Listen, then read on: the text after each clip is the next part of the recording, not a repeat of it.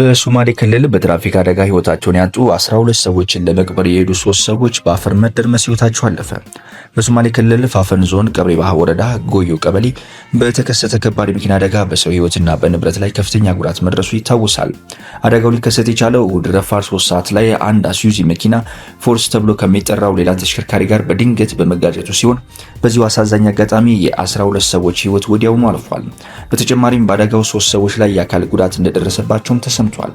የደረሰውን የትራፊክ አደጋ ተከትሎ በቀብር ላይ በነበሩ ወገኖች ላይ የመቃብር ቦታ አፈር ተደርምሶ ተጨማሪ የ3 ሰዎች ህይወት ሲያልፍ ከ10 በላይ ሰዎች ላይ ጉዳት መድረሱን የክልሉ ኮሚኒኬሽን ገልጿል። ቢሮ ባወጣው መግለጫ ህይወታቸውን ያጡትን ወገኖች ለመቅበር እየተደረገ በነበረ የቀብር ስነ ስርዓት ደግሞ ሌላ አሳዛኝ ክስተት ማጋጠሙን ገልጿል። የቀብር ስነ ስርዓት በመፈጸም በነበሩ ሀዘንተኞች ላይ የመቃብር ቦታ በመደርመሱ ህይወታቸውን ካጡ 3 ሰዎች በተጨማሪ ከ10 በላይ ሰዎች ደግሞ ጉዳት ደርሶባቸዋል ነው የተባለው።